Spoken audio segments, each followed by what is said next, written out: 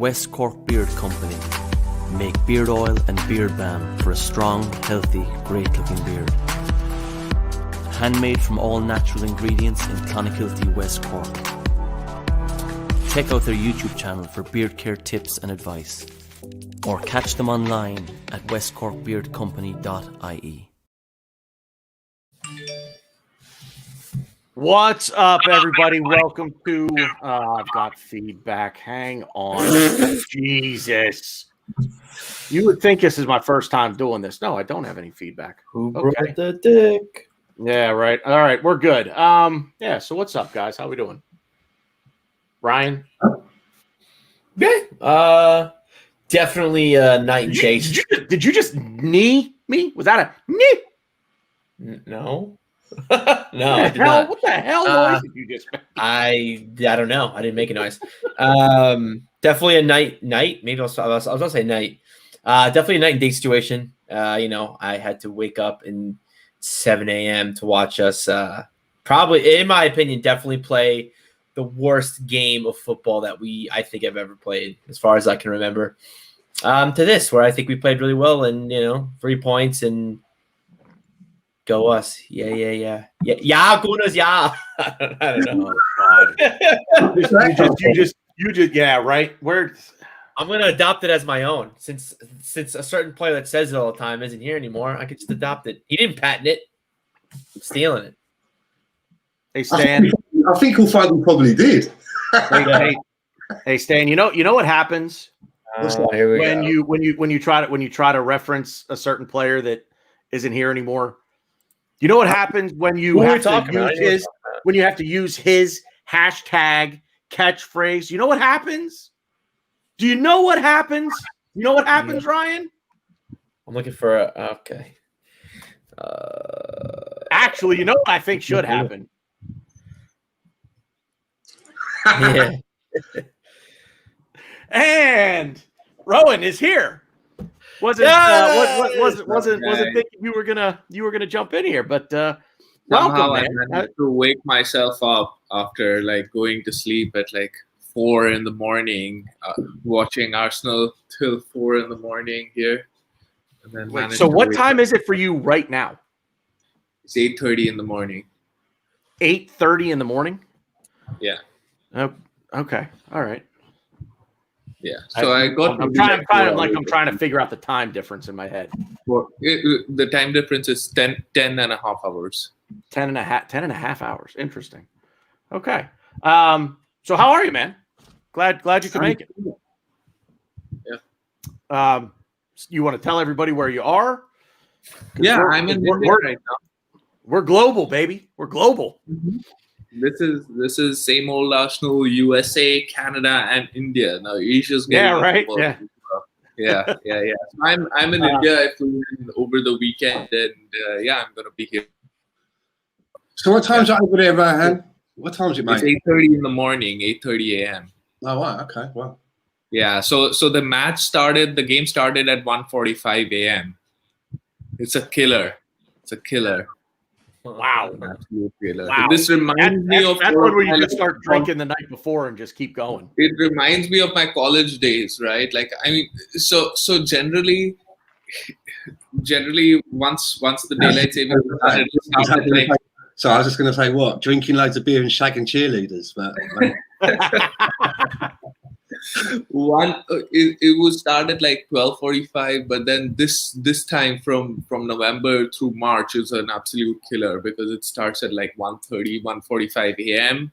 So the last hour you don't know what to do. You're too tired to stay up, but you know that you can't sleep for an hour or something. You're not gonna get up. So yeah, you just have to power through it. So yeah. That. Stan, how are you, sir? Mate, I'm okay, mate. It's good, It's not so bad over here in Vancouver. It's getting a bit chilly. So we've had 2 games of football now since we last had a chat. So I probably don't have much to say about that first one, the first Southampton one, because I missed it by accident. So it would have been 4 o'clock in the morning to get up for that. And I totally forgot that Dazan doesn't have the FA Cup on that particular thing. I thought I could get up a little bit later, cheat, watch the replay. So when I got up at 9 o'clock and I saw that it wasn't there, and I realised, I started searching for like a download, and inadvertently, obviously trying to find a download, I discovered the starting lineup and the final score, and I just thought to myself, "Fuck that shit." I don't think that's 90 minutes of my life that I'm not willing to give away. So I didn't watch it. Yeah. It would be tough if that would happen. I wouldn't have watched either. I'm pretty upset that I actually did watch, to be honest with you. Yeah. It's horrible. So that's 2 years, 2 years. Felt like 2 years watching it. Jesus, it's 2 hours of my life I'll never get back. Why was it that bad? Because I've seen it on social media, and obviously I saw that, some of the, what the starting lineup was, but why was it so dreadful? What was the difference between that and what we've seen just recently, with like ESR in the team? Let me hold that thought real quick. Ryan, have you ever had flower power? I have, yes. I've had flower power. Get the beer stuff out of the way here. I've had flower power. I love flower power, actually. It's a delicious IPA. Somebody else brought up Purple Haze.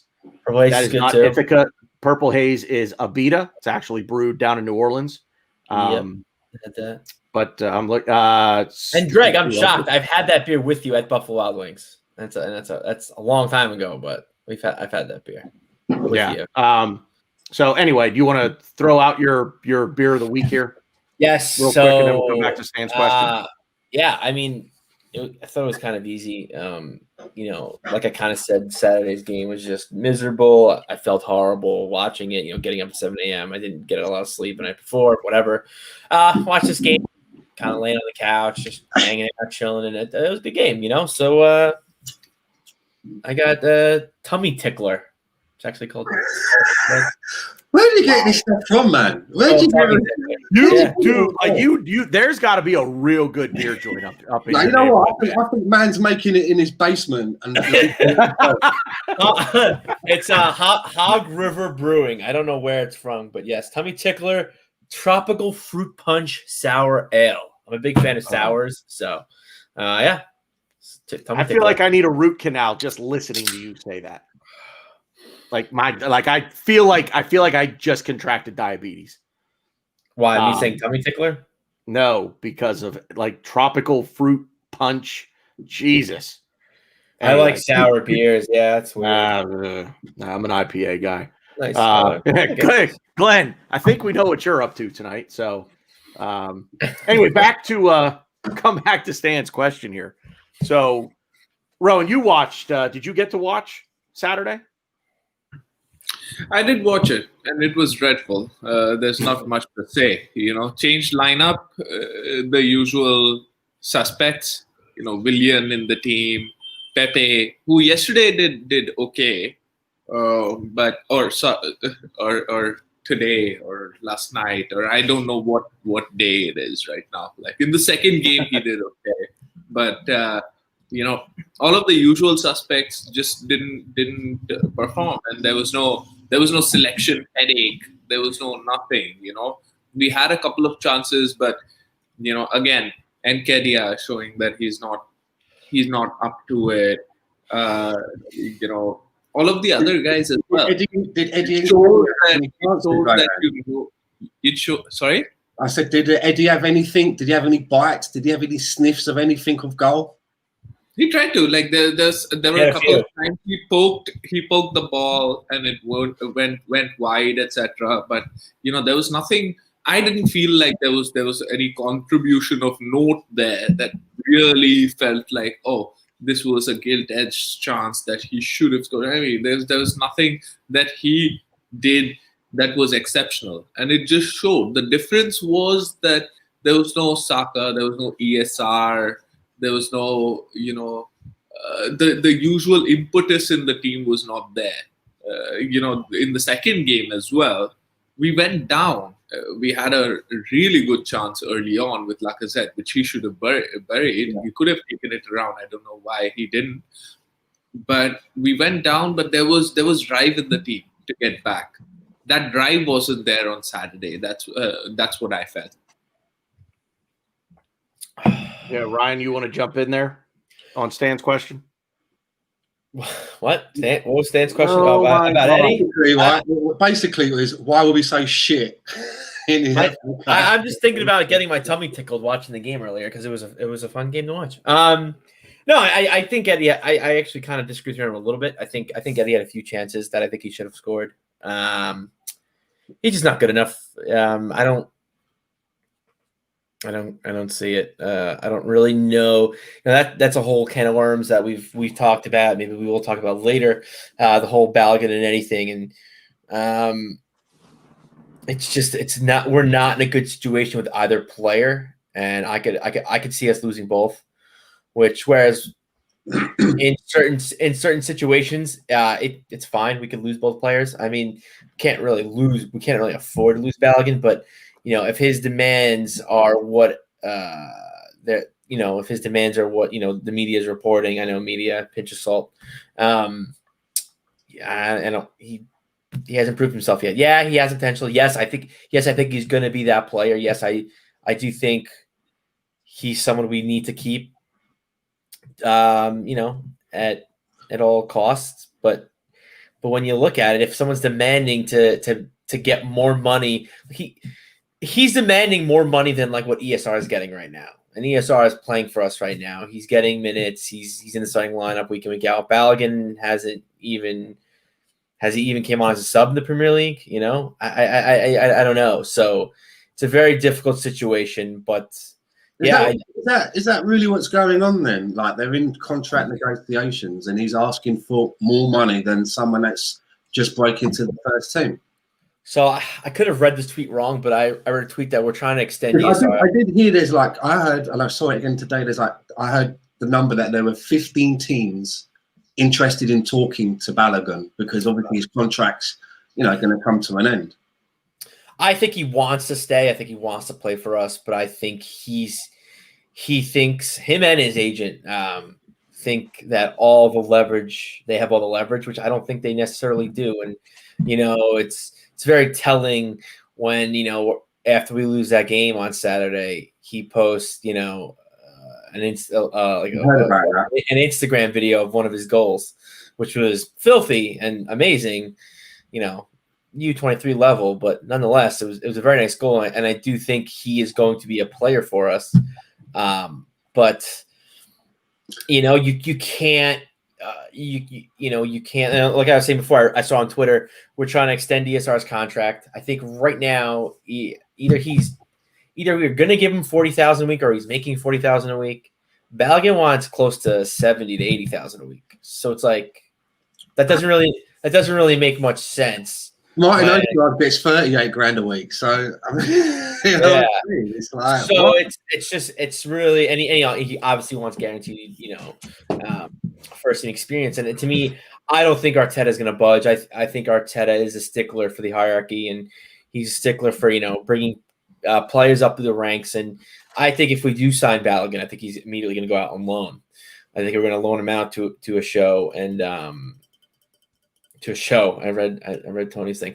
We're gonna loan him out to a team, and we'll see. But I don't know. It's looking grimmer. You would not be happy with that, though, right? Okay.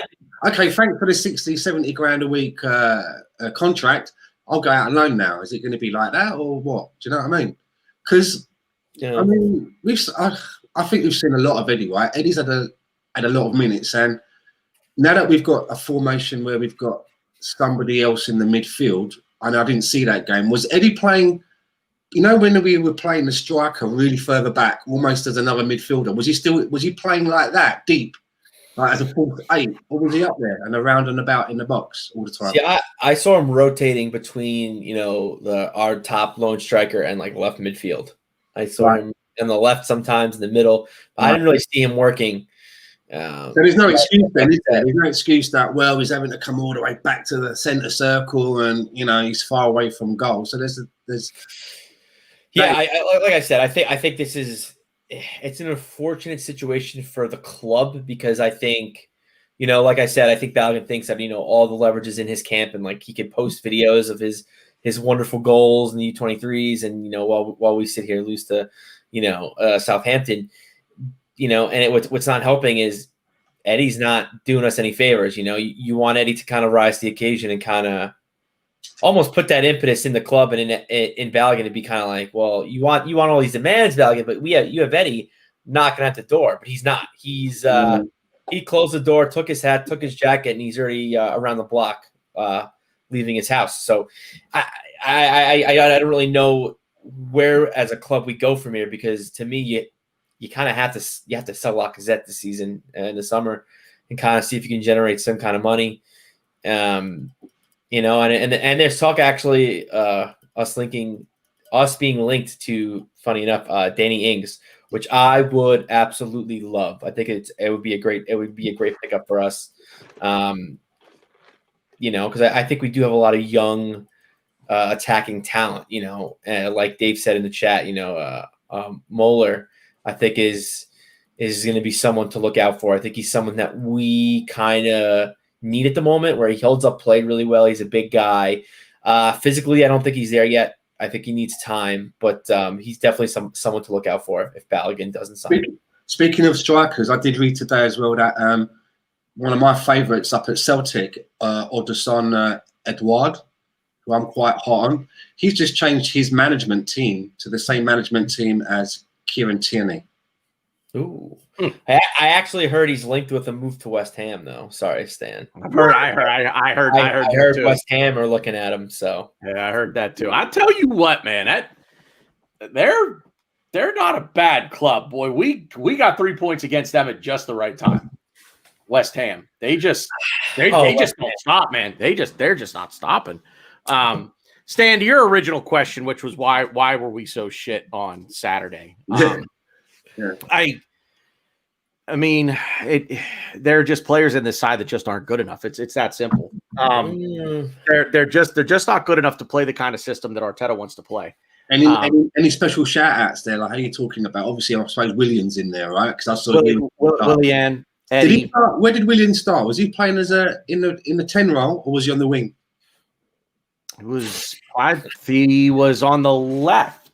What? No. I gotta sit here. I think he was in the middle, but I don't even know. He was on the left. Martinelli was on the left. Yeah, Willian was in the middle. He was the 10. Okay. Yeah, he was. Did he do anything? No, nothing. Absolutely nothing. And it's funny because we talk about how when a team plays well, it's a team. It's a team win. It's a well-oiled machine. Every piece was moving correctly to do the right things to make us succeed in victory. I would honestly, for the Saturday game, I would say the exact opposite, in where all the pieces moved together in such a way that it just made us perform like shit. And we were just so bad. I think every piece had to move a certain way for us to be so bad. I think everybody in the field, there was no, to me, usually I'll find one person or one, oh, they were all right. They were okay. I don't think anybody was, I mean, you could say Leno, I guess, but I don't think he had really much to do. But I almost, I bring. Oh, I'm almost having hot flashes here. It was that. No, because the goal that Southampton scored. OG, right? Yeah. So Walker Peters took a shot. It deflected off of Gabriel and went. It went under Leno. I think it went 5-hole on Leno. Okay. Definitely not a goal he could save. It was a heavy deflection. I think had the shot not been deflected, I think he would have. Was it a deflection because Gabriel stuck his leg out, or was he just kind of in the wrong place? I think. Oh, geez, now you're asking me too many questions. I think he stuck his leg out of it. Yeah, it was like a cross, and he deflected off like Gabriel's leg from the edge of the box. Or maybe it was a shot. I'm not sure what he was trying to do, but Gabriel put a leg out because he was the first man there. He couldn't let it run across the 6-yard box, and unfortunately, it got deflected and went into the far post. Went in off the far post. But anyway, so when that goal happened, I saw a couple people, not a lot, but I saw 1 or 2 people tweet about it. I think I responded because there goes Tanner. I responded saying they said something along the lines of like, "This is why we sold the wrong goalkeeper. Leno needs to make that save," and it was like, it just I got wide eyed like a deer in headlights. Like, wait, what? Like it clearly took a huge deflection. Like there was no way. Is there? What are you supposed to do? Change your direction in midair? Yeah, I mean, play Runnerson, I guess. Who knows? I don't know. But no, we do have Matty Ryan now. So I don't want to say I was surprised because I do think how for a goalie to bet it for a keeper to bet into the club, you think like he could play, you can throw him in there, it'll be fine. But I do understand him not playing. I kind of get it. And yes, alongside, I do love big German men, but. There was no creativity. There were no. Did we put the goal in? Was it? Would we have shots on target? Or was there nothing going on? How does that happen? A lot of backward passing and all that again. It was nothing. Like we got into, I guess, semi-dangerous areas, but we just looked like it was almost, in training when I still play, but when I was playing like in more serious teams, you'd always start off playing keep away. You'd always just, mess around, kind of warm up, pass the ball around, play a little keep away. I feel like that's what we were trying to do. We didn't really want to score. We didn't really want to be there. We were just like, they were just like warming up and didn't really care. And it was very strange. It was as if like, it was just all pieces. You know what? Coming together and just not functioning. You've got to think, right, that at Arsenal behind the scenes, on the training ground and, canteen, just daily life in and around all, behind the scenes at Arsenal when it's not a match day. It must be quite a funny vibe, right? Because we've kind of put ourselves into a situation now where the people that, when it's important games and we're looking to get points in the league, the people that must be on the team sheet, that with names that we want there, we've got people like Saka. We've got someone like ESR, Martinelli, now that he's working his way back from his fitness, And then you've got the people that are playing support in a cup game or what have you. People like Willian, who's on like 220 bags a week. You've got people, Nicolas Pepe, who we've committed to invest 72 million pounds on. And they're the ones that are kind of like playing the second fiddle and the backup. It must be a weird dynamic at Arsenal behind the scenes having it like that. Do you know what I mean? Because in any other normal world, in another universe, it should be the other way around. I mean, the only thing that's weird about that, or what they should be feeling weird about, or what they should really be feeling, in my opinion, is embarrassment, because exactly. the young guns are showing them the way, right? And Saka, especially the way he played yesterday, for me, he was my man of the match. The way he played yesterday. Very good. There's leadership.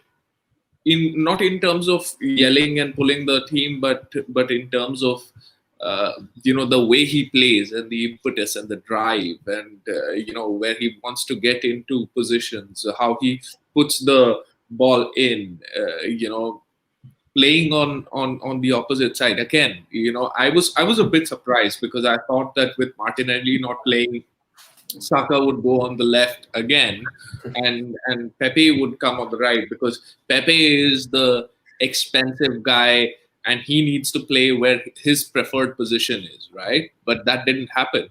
Saka is in form. He's playing well on the right. He played there, and Pepe had to accommodate and go over on the left, right? So that's... I was thinking about that it's very telling that he's brought Nicolas Pepe into the team and he's got Saka in the team, but he's still keeping Saka on the right-hand side.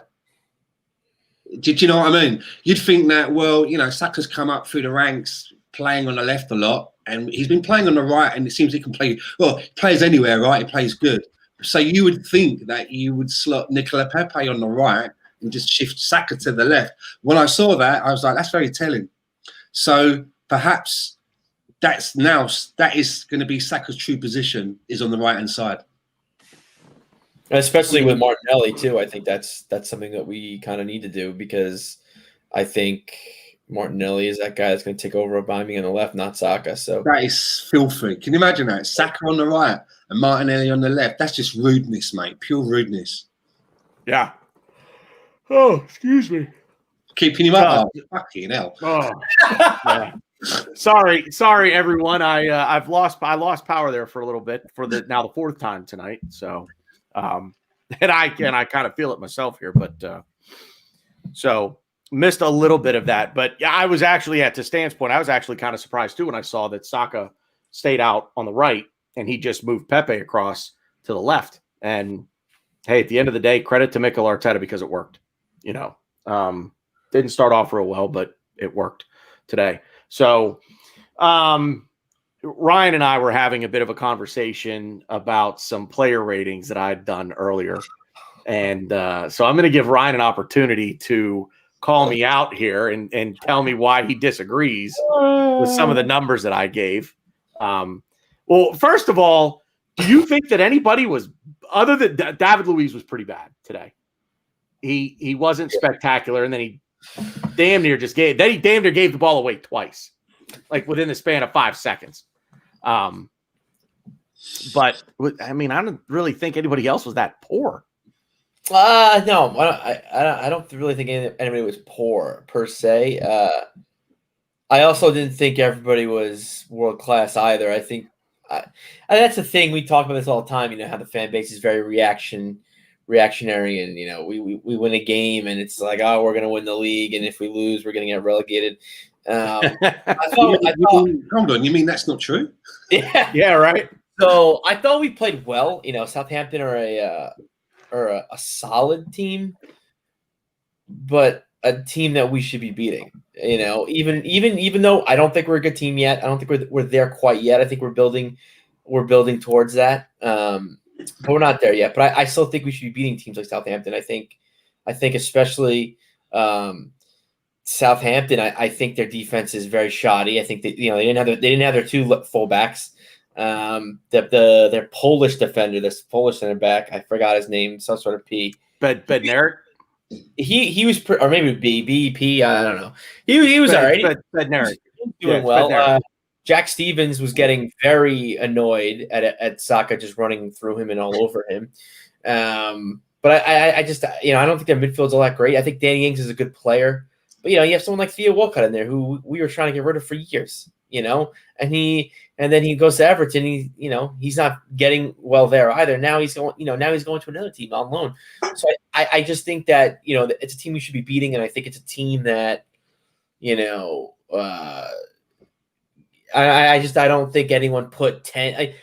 To me, I think bar Saka, I think no one was better than an 8. I think Saka was man of the match. I know people in the chat, I know, are saying Cedric.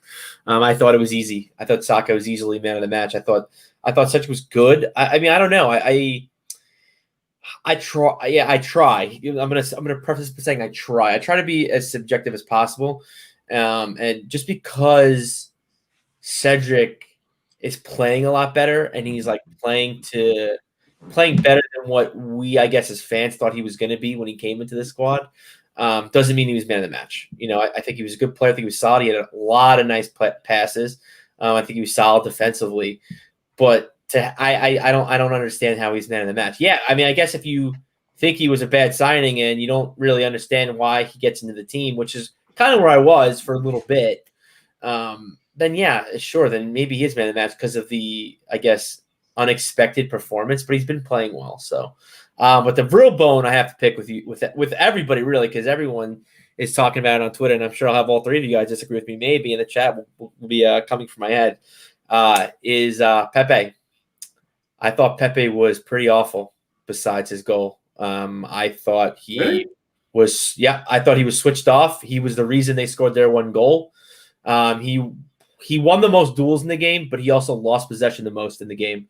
So you could see, I mean, I could see he was trying. I could see he was putting things together or trying, but he just looks like he's not there. He looks like he's. Didn't he get an assist as well though today? I don't think so. I know he had a goal. He had a decent goal. But I just, besides the goal, to be, and let me ask you a question though, right?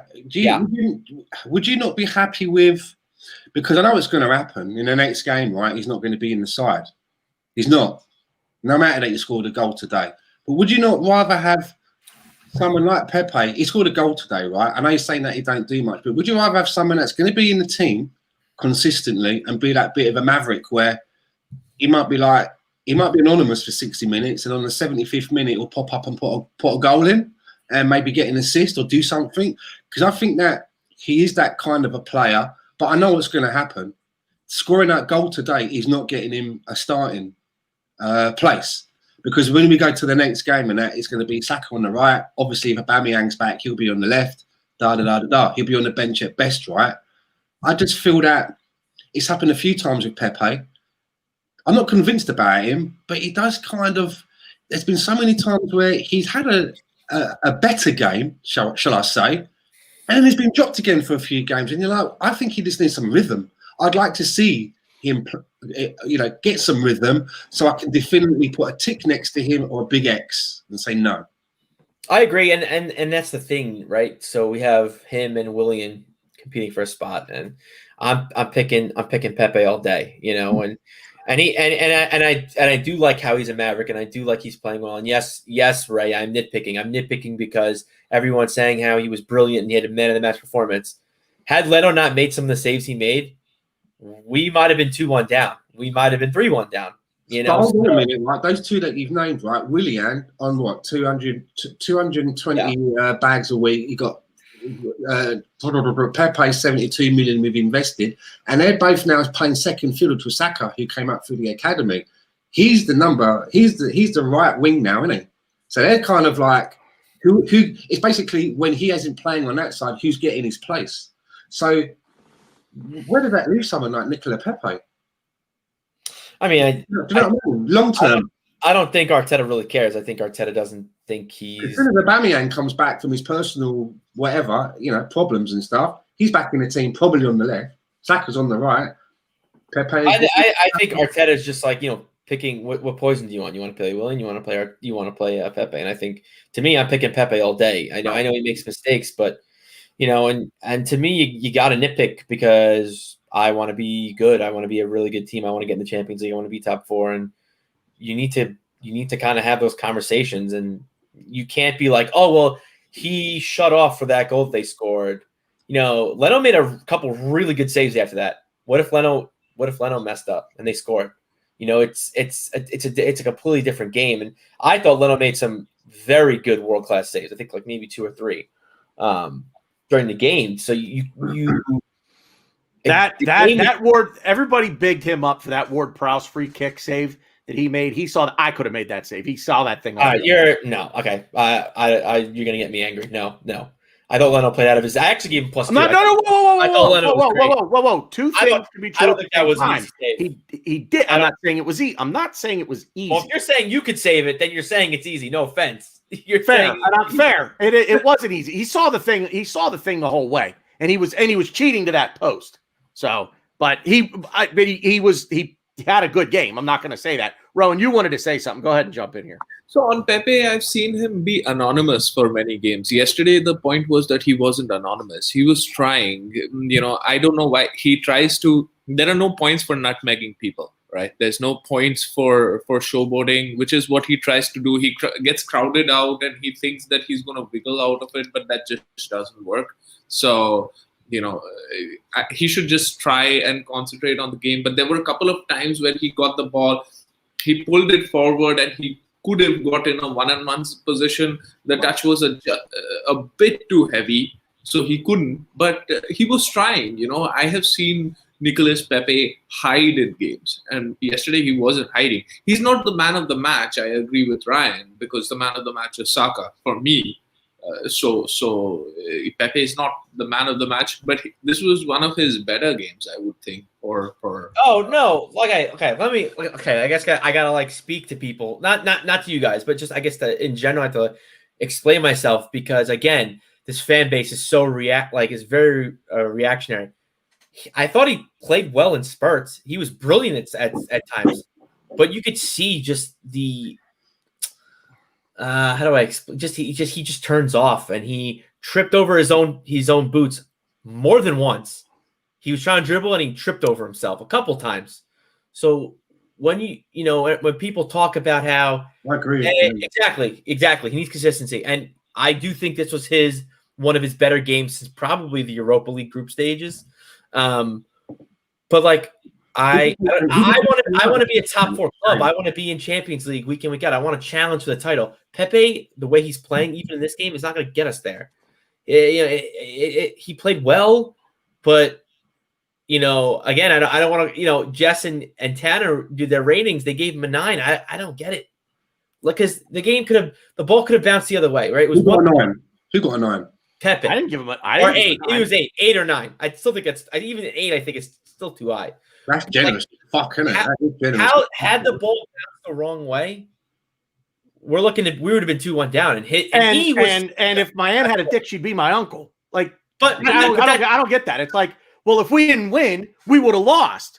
Yeah. No fucking shit. It didn't happen. But everyone. My point is everyone's like, oh well, he didn't fuck up, he didn't do anything bad, so therefore he was amazing and he did a good job. It's the same thing with people that do with Granit Xhaka. If Granit Xhaka doesn't get sent off or concede a penalty, oh man, he was brilliant today. I don't think Xhaka was bad today. That's actually a really good point because we do see a lot of that. And I'm someone who I can't stand Xhaka. I don't know how he gets into our lineup, but I don't think he played bad, but yet do I think he played well? He was solid. I think Partey made him look a lot better than. But that's well. And you saying that Thomas Partey.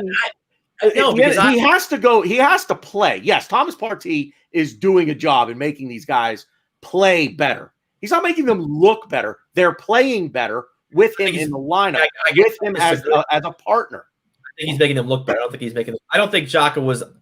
I don't think Xhaka was bad. I just don't think I think Partey made him look better than how he actually performed. They're not going to have 8 players who are going to get 9 out of 10 performances. If we do, we're going to win 5-0, right? 6-0, something like that. That's not happened, right? Exactly. But what we did do was we showed impetus after going down. This is a Southampton team that everybody was bigging up, right? Yeah. Everybody's bigging up the Southampton team. Everybody is like, they just beat us, 3 days ago. Did anyone, right, when we went down 1-0, especially when we had that chance to go 1-0 up, it's before that, and it didn't happen, and then they come back. It was like 3 minutes, wasn't it, on the clock? And they scored. This was me. Exactly. Was anyone else not sat there at home thinking, "Oh, fuck, that's it now"? Fuck. I wasn't because I saw. So when we equalised, I was like, "Okay, we've equalised," and then I'm thinking, like, "Can we get that second one?" That's where I am with this team at the moment. I'm still a bit tentative. Yeah, we've been saying, you have been saying this, and I think the 3 of us have been agreeing with you all year. It's we have one good game. Maybe we back that up with a second, but you're still, like you just said, you're still unsure. When is that other shoe going to drop?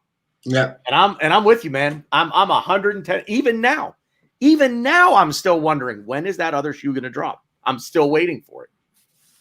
Yeah. I mean, we won. I'm excited, but I don't understand why I can't be critical. I think, again, I get what you're saying, Tanner. Like, the whole, if we lost, blah blah blah, it would have been Pepe. But you got to be critical because there will be times going forward where Pepe will switch off and it'll hurt us, and it has hurt us in the past. Here's the thing that I would rather, because I've always felt, I'm not saying that I believe that Nicolas Pepe is worth the money. I still think, and I know that this is going to make Glenn from New York in the chat box giggle because I had this conversation with him last year, man. I still think we had our pants pulled down on that one, but I still think that he's not sometimes been given the chance. Like what I used to say about, why do we keep shuffling players off out on loan? I want to see him for myself and make the decision. We can't keep hiding them and pretending, well, when they'll come back, they'll be better. No, let's just find out. And I'm a little bit like that with Pepe. I see him have a game where, I'm not saying that he's like a 9 out of 10, but I see something and I think, okay, he made a contribution today, and then the next game he's dropped. And I think to myself, if I was him, I'd be getting pissed off now. Play him in the next game. And if he's shit in the next game, say, okay, well, I play. Do you know, again, give him some games. Give him 3 games, 4 games, and let's find out. Let us see with our own eyes. And if he is shit, if I was Mikel Arteta in my next press conference when I'm asked about Nicola Pepe, I would just turn to the camera and just go, "You've seen it. You've all seen it now. He's had a run of games and he's not up to scratch. Maybe he'll get a run of games and he'll get a rhythm. And I'm really hoping that that's the key with Nicola Pepe. I'm hoping that there's rhythm. Do you know what I mean? He's not had an opportunity to get rhythm because he's had such a stop-start. And you've got to remember as well, we paid 72 million for him, but before we went in and bought him, Arsenal actually had him valued at between 40 to 50 million. Someone else added that extra whatever it is, right? 22 million on there. 22 million, yeah. Someone else has added that on there. And so that someone else probably isn't no longer at the club anymore. Do you know what I mean? And he ain't being called a Don. Do you know what I mean? So you have to look at it like that. I'd rather find out with my own eyes. And if he ain't up to scratch, then just move him on. And you've got to remember with Pepe, you're going to have these moments where he's going to give the ball away, where he's going to try to be flashy, and he's going to, just make a fool out of himself. Everybody knows what he's going to do, and he's going to, just fall into the trap. But Cristiano Ronaldo was exactly the same when he first got started to get games at United. He was always doing the step overs and blah, blah, blah. But then after a while, with consistency and a lot of game time, and obviously teammates talking to him, he began to understand the league a little bit better. And began to understand the weaknesses, the strengths, how he should play, and adapted his game. And I honestly don't think that Nicola Pepe's had that opportunity yet. Don't get me wrong, as I said, I'm not saying he's a second coming. But I don't think that he's been given a run of games for us to find out. Because he's been with us for just over a year now, but in a year he's never seemed to have a run of games for me. But that's the case. That's the thing, though. I don't think he's going to. He's on Arteta's plans. I think the only reason why he is playing is because of just rotation, necessity. Yeah, and. I guess I'm being, I talk a lot of crap about entitled fans. Maybe this is me being entitled. I want us to be in the top 4 conversation every season. I want us to do Champions League every year. And I guess I don't see, I like the type of player Pepe is. I just think he tries to do too much on the field and ends up, he trips over his boots and he falls. So it's just interesting how the fan, everyone's, thinks differently, but he had flashes of brilliance. I'm not saying he didn't, and I'm not saying he played horribly, but he turned off a few times. We saw that he was the reason they scored the goal. That's a fact. He tripped over his boots, I think twice, maybe 3. I think like at least twice. That happened. It's a fact. You guys can watch the game. So I think. Maybe there's, maybe I am being a little too harsh, but these things did happen in the game, though. I'm not making this up, So, in wanting my team to be top 4 and being in Champions League and being that top club, the way Pepe played today, not going to get us there.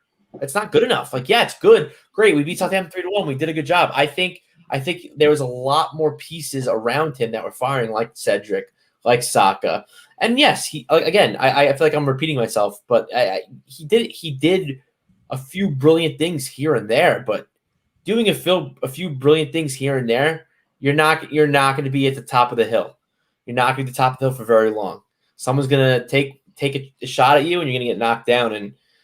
And yeah, I understand we're not there. We're an 8th place team, as Ray said, and we are actually in the standings 8th place. And I think maybe we're on paper like a 6th or 7th place team, kind of like where we are right now. But what's the point? You want to be the best, right? So we need our players turned on 90 minutes. Simple as that. Or 94 minutes. I don't know. Make it in minutes here. But yeah. And that's the thing. He's not going to be in the line. I'm sorry, I didn't mean to cut you off, but No, you're fine. Martinelli and Saka are the future of this team. So I just want to see more of them, I guess. So I just want to answer a quick question, right? Because it was a while back, and Anib Ahmed and put it in the box. And what I've been saying about Willian about earning 220 grand a week, and he's like, "What? You've been reading the Sun?" I just want to break it down for you, Anib. Right? Arsenal lied to us, right? They gave Willian a 3-year contract, and then they tried to flower it by saying he's getting paid less than he's getting paid at Chelsea. But what they failed to mention is that he got a £10 million signing on fee. So if you spread that out over the period of his employment, he's on around about £220,000 a week for Arsenal. That's a fact. That's what's going on there, right? They tried to hide it. They tried to hide it by saying his weekly salary is X, but he got a £10 million signing on fee. And that's that's a high signing on fee for someone, you know, of his age. And that kind of thing. So I just wanted to put that out there for you. So the Pepe thing, Lone Star Londoner made a good point. You have to earn a run of games. And the thing, it's kind of funny because in my opinion, Stan, Pepe is Arsenal. Nicolas Pepe he gives you one good game. Maybe he gives you 2 good games, but you're waiting for that other shoe with him to drop. You know what I mean? But with him, the shoe drops. That shoe drops pretty quickly. Where he, like Ryan said, he does have a tendency to shut off. I don't think he shut off today. I think with Nicolas Pepe, I think he. You don't think he shut off the first goal? You don't think he shut off? I have to go back and watch. It was a corner kick to outside the box. Are you saying that he should have marked Armstrong better or something? I just thought that it was a training ground exercise that they'd executed perfectly. The shot was great. He got caught ball watching. The guy ran right around him, and he was wide open right next to Pepe. So we're at a point where whenever Arsenal score, it's the greatest thing in the world. They're the greatest players in the world. But when the other team scores, we're shit. I didn't say we're shit, but you got to be critical of how the goal happened. Or is it possible that it was a good play from Southampton? Is that not? I think it was both. I think Pepe was turned off, but I agree with what Rohan said. I think it was something that they practiced in training and they performed it really well. But if Pepe was marking, but if Pepe was marking his guy, that would never that would have never happened. So I blame Pepe. That goal that they scored today was definitely something off of the training ground, man. Yeah, you know what I mean? It was like very well worked. But what I take away from this was not only did we go 1-0 down, especially after the way that Lacazette fluffed one. I won't say early after that and early on too. Yeah, I'm not going to say he fluffed it, but you know he went to go for the keeper's legs and it just caught him. Unlucky. I know Rohan's reckons that he should have gone around him and that, but in a confidence thing that happens, and then you go 1-0 down. I was really pleased that we were able to come back and score 3 goals. That is out of everything that you could take away from this game, that what you just said, that's if I'm Arteta and I go into the dressing room after the game, that's what I'm telling them. Even at halftime, that's what I'm telling them. You went down 1-0 to a team you just lost to on Saturday after we had a glorious chance to open the scoring ourselves. Yeah. And not only did you come back and level in pretty quick fashion, because it was about 5 minutes after they scored, Pepe scored. Yeah. Give or take 5 minutes. Not that long. And then we go on and we get the Bukayo Saka goal. Yeah. You know, and we take the 2-1 lead into halftime, and that's one of those things that you go and you say, see, it can be done. We can go down, we can concede, and we can come back, and that's up here. Yeah, that's up here. So the Lacazette goal, just real quick. I don't want to spend a lot of time on it. You guys can have your say after I'm going to, it's like it's 50-50 for me on that, because I think McCarthy did exactly what he should have done there in taking away the angle for Lacazette. I'm not sure Lacazette had enough room to get around McCarthy. I think McCarthy's going to get that ball one way or the other. I think he just cut down the angle on Lacazette so well. He gave Lacazette no room. And Lacazette pretty much, in my opinion, if he's going to go around McCarthy, he had to pull the trigger on that move a step or two before I agree. You know what I mean? Because by the time when he shot, that's all he could do. McCarthy was too close to him at that point. So if he tries to go around him with another touch, he's just smothering that ball. So he could have tried to kick him. You know, he could have tried. I mean, it's as well. I'm looking at it slowed down, but in the moment, I see what he did. He was going to slot that between his legs. I know exactly, and it was happening. It just caught the underside of his thigh, right? Yeah. Just caught the underside of his thigh, and because of that, and what I did like was that not only would it hit the underside of his thigh, Lacazette didn't give up the chase. He still. You know, he's not the fastest of guys, but he still tried to make up the extra ground to try and put it right. He was unsuccessful, but I appreciated the effort. That he didn't just try to slot it between his legs, and when it didn't go, he just kind of slowed down and thought, well, follow your shot. Yeah. Follow your shot. Anybody? I like that. Any basket? I think when I saw it first, it was such a glorious chance. He got one-on-one. And I felt like he could have done better. I love a goal that's where you round the keeper. So I thought that he could have done it. He had enough time and space to make up his mind before that. But when I looked at the replays, I felt he was unlucky because he almost got it through his legs. McCarthy was he jumped on the other side, so it's not like he understood where he was shooting. He got that right. He just caught his foot, and that's a great point by Stan. Like, he tried to follow it up, he just couldn't convert it. So that was that. But yeah, I mean, in hindsight, it's okay. These things happen as long as the team energy. This would have been a problem, say, about 3 weeks ago, 4 weeks ago. In the middle of December, maybe, when we were lacking confidence, we were making that one chance, and if you fluff your lines, then you're gone, and then you concede, then it's miserable for you. But that didn't happen. He was trying, and then he got one-on-one again, where he turned the defender, and then for some reason he just threw himself on the ground. I don't know why he did that. Because it wasn't a penalty. I don't think even he was appealing, and he should have just taken the shot. It's not that penalty, but I always do. Yeah, that was weird. I think he felt because there was contact, but he was. But I don't. I mean, he's playing football, so there's going to be some contact. Yeah, no, I agree. I don't think it was a penalty at all. I think he felt the contact, and he's like, I don't want to miss a second chance, so let me fall. I hope I get a penalty. Kind of where I was thinking his head was at, but I think he had a really good chance. I think, he got contact, but I think he could have stayed up, and I think he could have had a real chance. Yeah, exactly, because he got on the wrong side. Now he just had to slash at the ball, but he didn't do that. But that being said, he was trying. He played a good ball in for Saka's goal. And Saka showed what you're supposed to do. Keep a calm head. You take it around the keeper. That's a little. The goalie was in no. The goalie. That's a completely different situation. The goalie was in no. Of course it is. Of course it is, because it wasn't in the box. But Saka's not a striker. That goalie. The McCarthy really screwed up the Saka goal. That was 100%. Yeah, that's take it around and then to slot it in, but with that sort of pace that it doesn't get cut off. Saka's bang in form right now. Yeah. And Lacazette tried.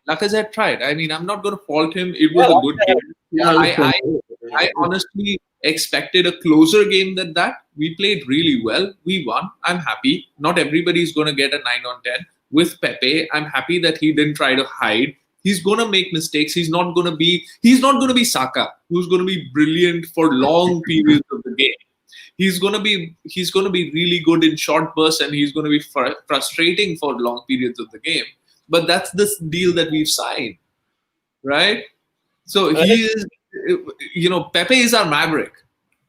Saka, ESR, Martinelli, those are the consistent guys that we can bank on. Pepe is the 8. Pepe is trying to play a pickup game against people that he thinks he's better than. And he's basically trying to embarrass people. That's what he's doing. Instead of just... He thinks he's Neymar. Yeah. Put your head down and go play.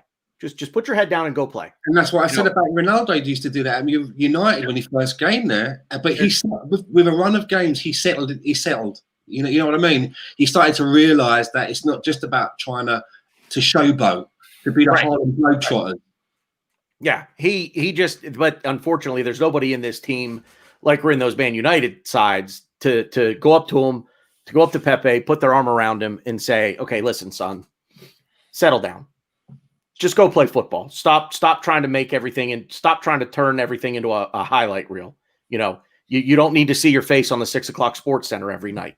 Okay, so for those in America, you'll understand that, but." That I think is one of his biggest things. He's trying almost too hard at times. And like Ryan said, he trips over his feet. His body gets moving faster than his brain does. You know what I mean? Like his feet are way up here, but his brain's way back there, and everything's trying to get caught up. And then all of a sudden he trips, falls over. Because he does that.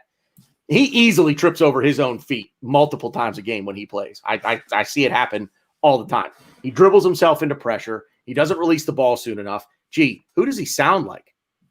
Sounds like Matteo Guendouzi to me. Dribbles into pressure and doesn't release the ball on time.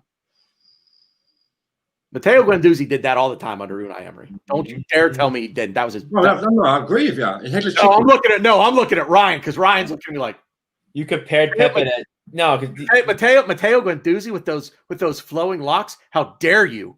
No, how dare you, sir? You compared him to Pepe, and I think they're two completely different players. That's why they are two completely different players. But what you said about not releasing the ball, yeah, I get that. Yeah. But look, just switching gears, right? And you touched on it right there. I've been reading. There's something in the wind now about Guendouzi going to Paris Saint-Germain and us getting Julian. Yet again, the name Julian Draxler is twinned, with Arsenal. What do you reckon? Nah. I'd rather have Guendouzi back, and then yeah. Well, you don't think there's anyone out there in the chat box or here? You don't think that we could? And I'm asking. I'm not saying that I think so, but do you not think that we could maybe use a Julian Draxler somewhere right now? Anyone? No. Dave's like that in the chat. He's washed. I was thinking kind of the same, but I mean, to me, it feels like that Draxler boat has sailed, isn't it? Yeah, like 4 years ago. Yeah, I don't see that. I don't see that. Yep. Shout out to Thomas Morgan. Guendouzi party. Woo! Yeah. That gets me excited. That's something we really haven't talked about. I thought, and I know Tanner didn't think he played. I guess I thought he played better than Tanner, but Thomas Partey, I thought played really well. I think when we talk about how we went 1-0 down, I know you're going to say Tanner. I know it's okay. I know it's okay. Calm down. I'm going to stroke your back. Okay. But so when we went 1-0 down, wait. Don't stop. Don't stop. Keep scratching my back. Oh my God. So when we went 1 down, everyone was like, "Oh, like everyone thought we were out of it." I was like, "Yeah, I was upset." But once I saw Partey, taking the ball, breaking the lines, dribbling past a couple players, then releasing the ball, I was like, no, we're still in this game. But to me, Partey gave me anyway the confidence that we were going to get back in this game, and I thought he played tremendous today. I thought he was really good. He had a lot of good interceptions, a lot of good breakup passes inside of our 18, and he does something that no other player can do for us. Well, I guess Pepe did it once or twice, but he also tripped over his own feet a few other times. But Partey got the ball in our final third. He would dribble out of pressure. He would dribble past 2 or 3 players on Southampton, and he would pass it forward. We don't have that. It's very hard to do. We don't have anyone that does that in this team, and it's something that we've been lacking, and we've needed for quite some time. And I thought when I watch him with the ball, the whole entire first half, I was like, "Oh, we're gonna win this game." Yeah, Partey is gonna drive us forward. So I thought he played really well, defensively, and just the space. I thought he also gave a lot of space to ESR. I thought ESR, he always does this.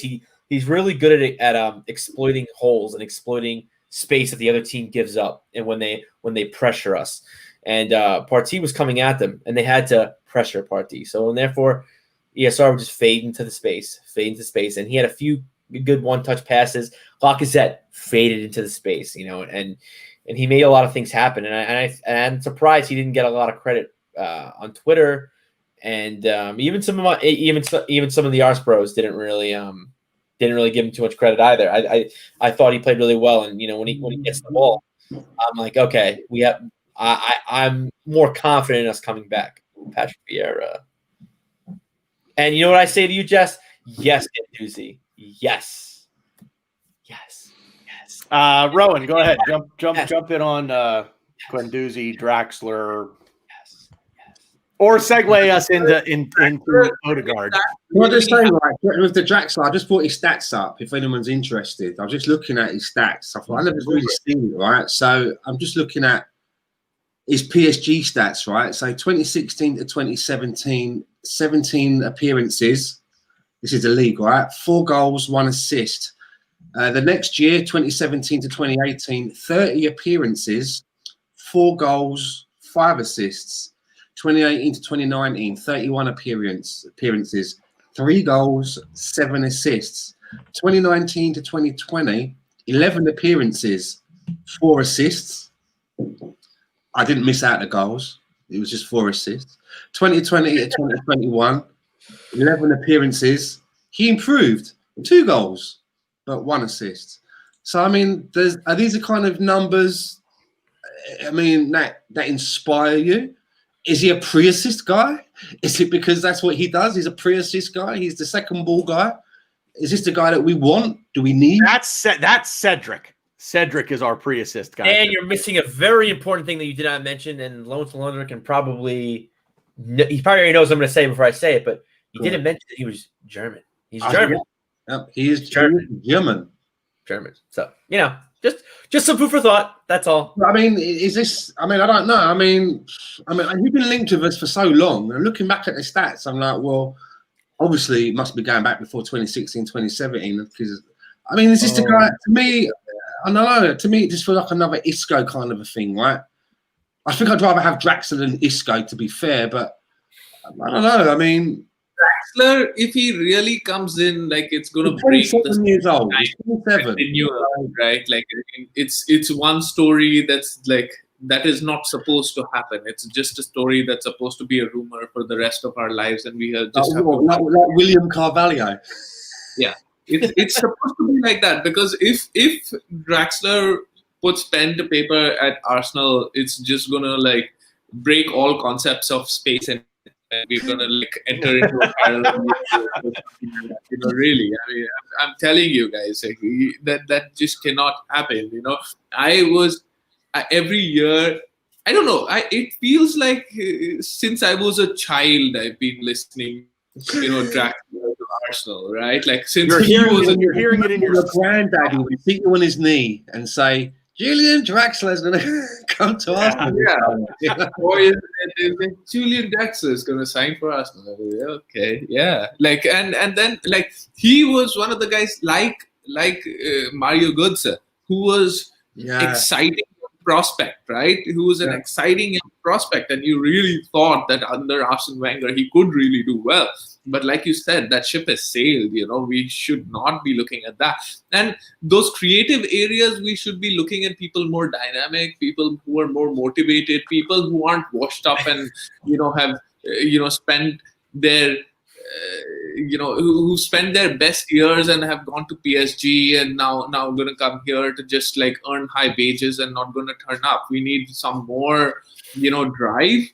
And with Guendouzi, I haven't been a big fan of Guendouzi, of his play really, but what I do know that he's got drive. And right now our midfield has been dire. In the past month or so, we've been better and especially since Partey has come in. And Xhaka has been playing well. He's played well every single game since he's come back into the team after that red card. But I don't expect it to continue. And I think Guendouzi, with the right mentorship, could be that person in that pivot with Partey. But who knows?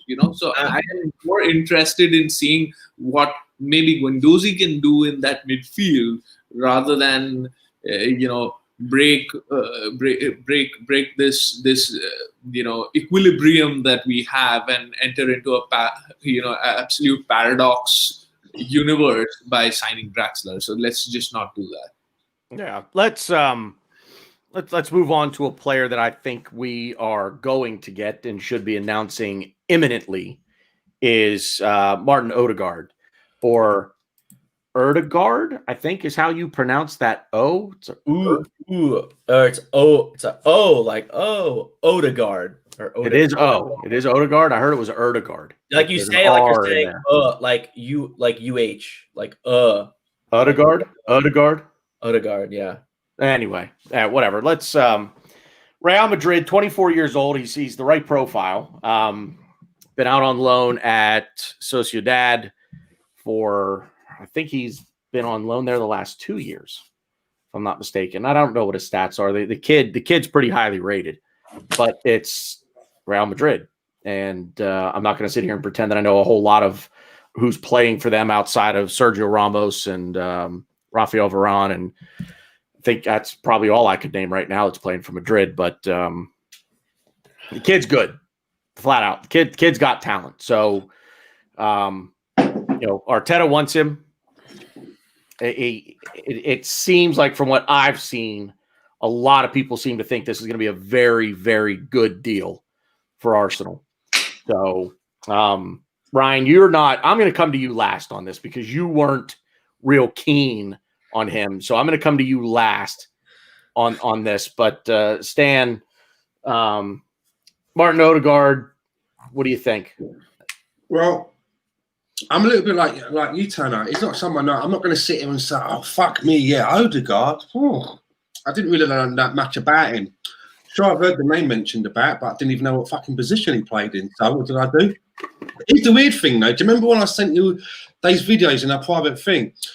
Just before all of it was coming up, Arsenal's interested in Odegaard. I went onto my YouTube to just watch something, and there was like this documentary about Martin Odegaard, and I'm like, I'm sure this is like Arsenal. It was when it just first was sort of mentioned. It just popped up on my timeline, so I watched this little documentary about him, and I ended up probably watching maybe 3 documentaries about Martin Odegaard.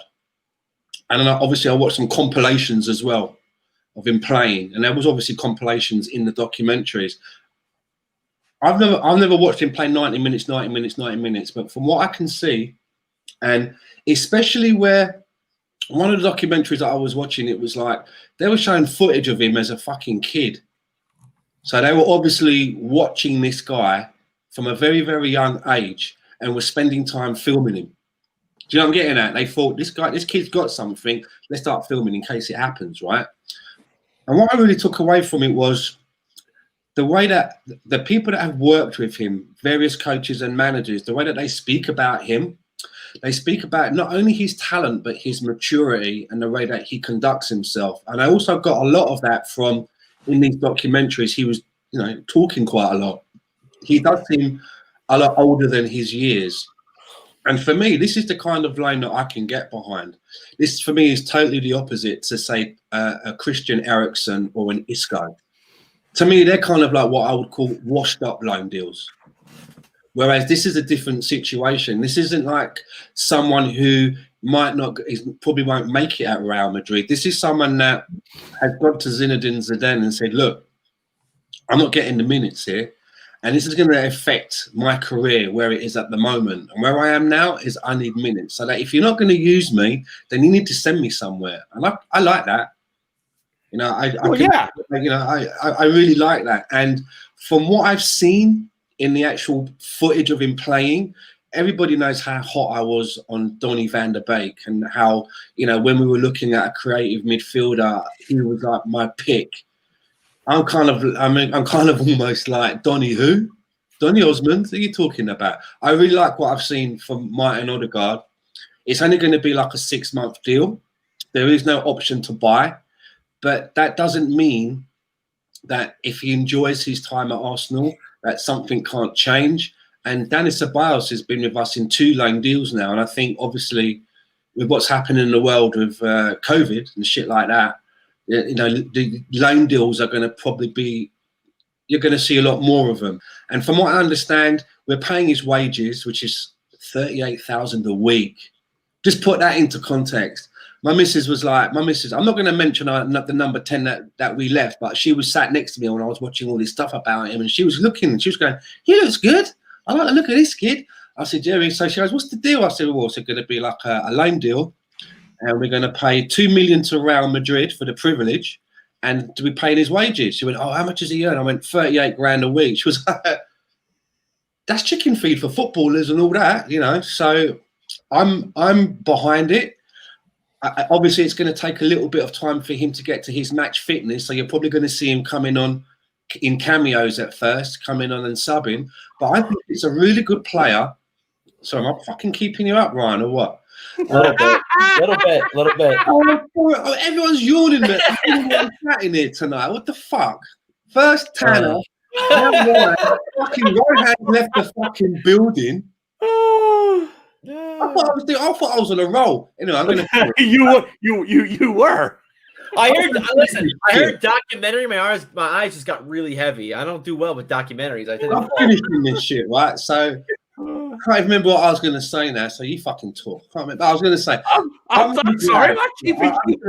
I'm really glad that we're going to have this for 6 months, and I'm really glad that he's going to be rotating with ESR, because I think that from what I've seen of Odegaard, maybe ESR could maybe pick up some good stuff from him as well. Not just on the football pitch, but as a personality as well. So I'm all for it. And I'll shut up now. So before everyone fucking falls asleep. Oh, thank you. All right, Stan, shut up. I'll come back. So let me go to Rohan on Martin Odegaard here. What do you know, or what do you think you know about him? How do you feel about it? All things considered, £2 million loan fee, paying his full wages, no obligation to buy. Yeah, you know the drill. I remember him signing for Real Madrid, and like I really thought that they've actually got a serious player on their hands, because he was super young at that point when he signed. In fact, I think he's the youngest Champions League appearance maker, and one of the youngest guys to play for them. Period. I don't know if he's one of the youngest scorers or not. I'm not really sure, but he's been in and around the team for a while now. He's 24, you said, right? Like, so he's not particularly young. He's 22. Yeah. Okay. So he's 22. He's young. He's not super young, but considering that he's been talked about and he's been in the scene for a while. But like you said, this is a loan deal that can get us excited, because he's not a player that we know a lot about. So he could be really good. But the funny thing is that, Stan, you said some time back that Pepe's just been here for a year and a bit. Well, I mean, he's been here for over a year and a half now, and he needs to get settled in and he needs to find his form. But with a loan deal, we expect somebody to come in who's got maybe 4 months to play, and we expect them to play right away. So I'm not really sure what to expect, because he's not played in England before. He's not played the Premier League style, which is much different to La Liga. So I don't really know what to expect. I expect good things. Any person who signs for Arsenal, I expect them to do really well. But in all honesty, I would not place like super high hopes on him, just because of the fact that he wouldn't have enough time to bed in. But that doesn't mean that he could not do really well. So which is the part that gets you excited, right? He's not a washed up player, like you said. That's just my view of it. If it's happening, I like the profile of the player. I like, where it's going and how we're conducting it, and all of the three things around it. But I don't know what output we're going to get, really. Can I answer that point? You made some good points there. What I'd say is something else that I picked on is that after leaving Norway, and he's been on loan in the Netherlands twice. He's been on loan at Heerenveen. He's also been on loan at Vitesse Arnhem. He's been at 15 years of age at Vitesse Arnhem, was one of the best players in the team, playing with like big hairy ass geezers. he was controlling things at that age. After signing for Real Madrid, he's been on loan at Real Sociedad for 2 seasons and became one of their most influential players, winning accolades like Assist of the Month, Player of the Month, you know, Goal of this, blah blah blah. And again, I'm not saying that I've been following this kid, but I've done a lot of since he popped up on my timeline and I had some time on my hands. I had a good look at him, and from everything that I'm seeing, this guy looks the business. And for such a young age, coming from Norway, having 2 stints at different clubs in the Netherlands, again a different language as well, totally different language. 2 stints out in Spain. Now he's going to come to England. I've got a feeling he might be able to handle it. Ryan, before I come, go ahead, Rohan. You're muted, by the way. So here's an idea, right? Like we always, whenever any club gets linked to a player, you have this welcome to Arsenal or welcome to whatever ex-club videos and compilations and etc. that get you excited, right? How's about this idea of somebody making not welcome to Arsenal and then all the bloopers that this person has done, so that you have an objective comparison of maybe this person is not as good. You know, these are all the bloopers that this, because it's easy to make a highlight reel, right? Like I'm not talking about Odegaard specifically, like, but in general, just to give perspective, you know, a documentary about Odegaard is going to favor him because that's a documentary about him. Right? Right. I'm gonna put my money where my mouth is, right, on this one. Let's have a little bet. Let's put $10 on it, right? $10 Canadian, by the way, but $10 nevertheless, right? I've got a feeling at the end of this 6-month loan that we would want to probably keep Odegaard on loan longer or try to make it permanent. I've got a good feeling about this kid. I don't know why. I really don't know why, Rohan. I have a feeling about this guy. I really do. So much in the way that I'm thinking to myself, wow, if I had the chance between him and Donny, and you all know how I used to get moist just even at the mention of Donny's name, right?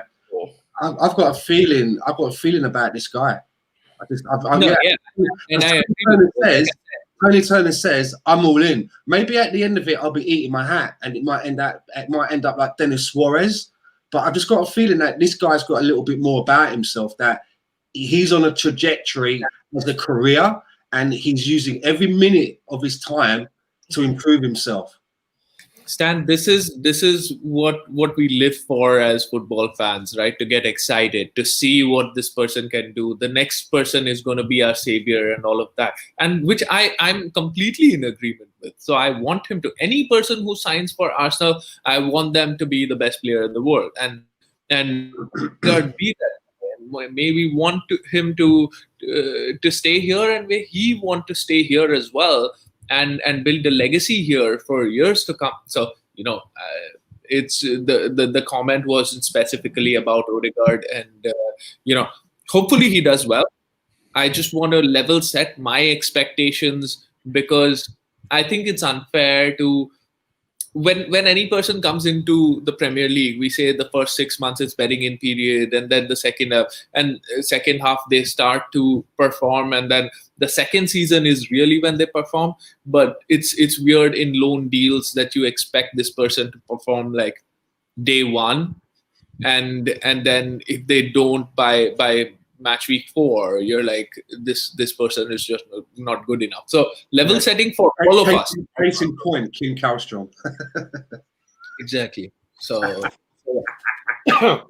prediction. I'm going to give you a prediction before I give Ryan the final say here. I think he will start the first game against Benfica. I think that will be Odegaard's first start. Really? And this is why. Because of, I think it'll take him some time, as we say, to kind of get going in the system and learn everything and start to feel comfortable. He's got 3 weeks from Thursday. That match is 3 weeks from Thursday. So if all of the rumors that he flew to London Sunday, he was here, yeah, because he's in Pittsburgh. He was in London yesterday getting his physical and all that stuff done. They probably figured out working the announcement video or whatever today. Hopefully they drop that tomorrow. We get the official announcement. I don't give a shit about the announcement video. Just put a statement out and hey, we got him. Okay, good, done. Let's move on. He'll get some game time as a sub. He'll come on as a sub. In a few Premier League matches leading up to that, but I think that first Benfica match, I think he gets his first start. Do you think there'll be sub appearances before that, though? Yeah. I think he'll come on as a sub. I think he'll come on as a sub before then. Just to get acclimated and playing on the field with his teammates. Some of the other loans that we'd get linked with, I'm out there and I'm like, this is fucking bullshit. Do you know what I mean? Some of the ones that we get and that, but with this one, I really think that this guy could really make a difference for us. And I think that, I don't know what it is. I just have this feeling. You know what I mean? I don't know what it is. I just have this weird. Well, it's I don't get. I've not had from some of the other ones that we've been linked with. And you know what? You know, I'm not going to be dour about it. You know, I'm going to be positive about it. So I'm going to ride with this feeling. I like that. I like feeling optimistic like this because it's been a while. You know, I look at players like Esquire and I'm like, for fuck's sake, mate, that is just garbage. Totally wrong profile. Garbage. Do you know what I mean? We just got rid of Ozil. Why do you want to bring in another one for? You know, the Willian thing. Something else as well. We've been talking about Cedric for some time. You know, the contract. What was the deal here? You know, he's supposed to be able to cover at right back and left back. You know, he's available and he's slotting in Ainsley Maitland-Niles. But he's now been featuring in a few games. You know, we've seen a little bit of him now. And, you know, I don't know about you guys, but I want to see more. I'm enjoying what I'm seeing with Cedric. He seems to have something about him that could really help us. I don't know what you guys think. And you've got to remember as well, he did score quite a nice one on his debut as well, which kind of gets a little bit forgotten, right? Yeah. So I don't know what you guys are thinking about Cedric, because again, I was critical, and it was only because why are we giving this dude a 4-year contract and not fucking playing him? We'd rather shove a right-footed midfielder into left back when they told us this guy could cover, but now he's beginning to get games. So I just wondered what you guys are thinking about him. Anybody want to go? Ryan, do you want to get your say in on Odegaard real quick, and then sorry. Yeah, go Ryan. Go on Odegaard real quick. And then we'll wrap up with some Cedric talk. So the only question I have in the chat for Big Steve is I don't know what his age of consent is, but you can put in the chat, you know, because I know he said in the chat he's Odegaard. It's you don't have to find it, Tanner. It's kind of high up, but he made a comment saying that Odegaard is young enough for him to give him a chubby. Hashtag chubby for the kids. So we're gonna get shut down. I'm curious we're gonna get shut down. Like the people that are whatever. So the Odegaard thing at first, I'll be honest, and as these three know, they were the first people I spoke to about it. I didn't like it. We're getting a 6-month loan for a relatively young player who we don't really know much about. Yeah, he was going to Real Sociedad, but he couldn't. Yeah, I think. Yeah, there we go. He got 5 minutes. You shouldn't have put that out because now I'm going to lose my concentration. I think he's played all of 5 minutes this season for Real Madrid. So I wasn't excited about it. At the time, I heard we were paying $5 to $6 million for him, and you know the whole betting thing. He's got to get match fit. He's got to get Premier League ready. And I'm just like, by the time it's gonna be too late. We're not even gonna need him. But after talking to one of my friends the other day, Ross, shout out to Ross. I don't want to say his nickname on the channel because it's not the nicest of names. But if anyone watches Arse Bros, I've called him by this name many times. But he kind of put things in perspective for me, and my whole argument was the person I wanted. If we had bought Odegaard, I'd be excited. But we loaned them, and I wasn't feeling it, and I was kind of conveying how I kind of wanted to get like an older veteran that could kind of show you some of the ropes, that can kind of come in and do the job now. And I was like, yeah, I was saying like, and it's funny because the first person I said is I said the name, and then I immediately was like, I don't really want that person, but I kind of want that profile. And I said Christian Eriksen. Because he's played in the Premier League. He knows what it takes. He's a little bit older, but I think he could help us out now. And then I thought to myself, I was like, not him, though, because I don't think he's all that good. I don't think he could help out, at least in the Premier League. I know he scored a really nice free kick today against AC Milan. Sorry, Mike Hurst. But, I wanted something like that. And then Ross posed a very good question to me. And he goes, well, who is this person that you want? Who is the person that's going to check all of your boxes for this loan deal? And I sat there like an idiot, and I was like, oh, no, I can't really think of anybody. So then me and him kind of talked a little bit further about the whole Odegaard situation. And now, I see we're only really paying $2 million. I don't hate it as much as I did before. I'm kind of slowly coming around to it. I just hope it, and then, too, I also have loan PTSD. I don't really think we've had a good loan in quite some time. So I'm nervous. I'm a little bit apprehensive. But I think it'll just be just to see how hard he wants to work, how hard he really wants to, get minutes and play for us and get match ready, get game ready, get Premier League ready, and hopefully it doesn't take too much time. But I generally am excited because I do think he can be a good player for us. But again, I thought Denis Suarez could be a good player for us. That obviously didn't turn out too well. So I think with this, it's gonna take some time, and like I said, I'm not as bullish on it as I was before, but I'm eager to take a look. Plus, the other thing is as well, he's got another Real Madrid teammate here who's going through the same motions, right? And Denis Ceballos. Yeah. So I have, Ray's put a great point out there that he's covered for ESR and so it's a good move. So just want to understand, because I think we've had this conversation a couple of weeks ago, and our regular listeners would know what we're talking about. That ESR, he's come to the fore and he's played really well. He's played now 4, 5, 6 matches, and he's played really well in those matches, and he's become quite a mainstay. Now he gets rested for the cups, and he's the main guy for our starting 11 in the Premier League. So there was this conversation that we had in which we said that we need someone who can mentor him. We need someone who should not halter his process. We need cover for him because he has muscle issues and injury issues, etc. So in the context of all of that, in my opinion, this is a good loan move because what we're getting is not a replacement. We're getting a guy who's probably hungry. We're getting a guy who could do really well, and we're getting a guy who we're not locked in with, right? Like this is not a 4-year term.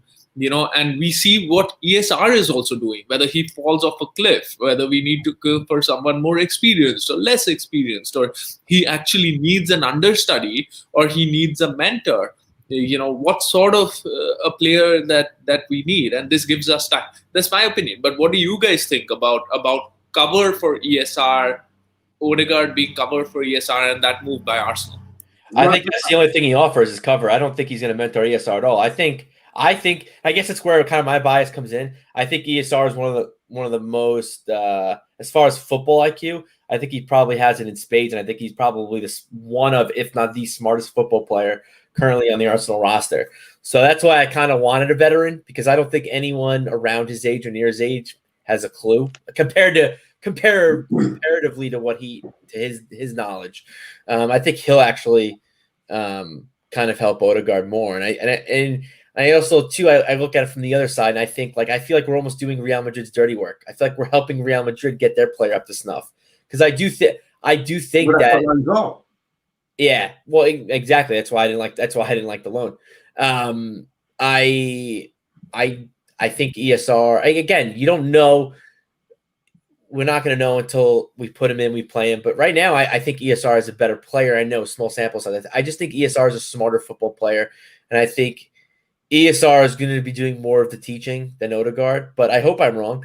But like I said, I just want cover for ESR, so I'm not that upset about it in the long run. He's definitely not the mentor, but like overall package, in terms of, we sometimes thought that we need someone who's going to be backup to him, aka less in potential or less of a player than him. Some of us felt that there should be a player who's like an Awar or someone who's sort of proven and who's done more than ESR. Now we've got someone whose profile is what it is. So what do you guys think about that? Right, he's right in the middle. He's right in the middle. He's exactly the player that you want to bring in this situation. You bring him in on loan. You're not committed to him long term, so you're not blocking ESR's path if he continues to play at the level that he's playing.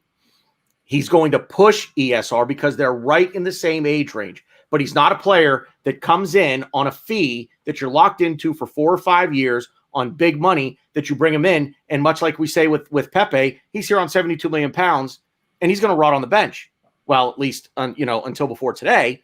But that's what you don't want. You don't want that. You don't want to bring a guy in on a big transfer fee and hand him the starting role over ESR. That's going to if you do that, this was my point to this whole conversation a couple of weeks ago with ESR. You want cover for him because he is injury prone. We need another player in that role that plays that's their role. They grew up playing that role. That's Martin Odegaard. He's exactly the kind of player that checks every box, not just profile for the player and what he does on the pitch, but when you bring Emile Smith-Rowe into the conversation, and what I don't want to see happen with him, that's Martin Odegaard. He's a guy that's going to push ESR, and you ride the hot hand.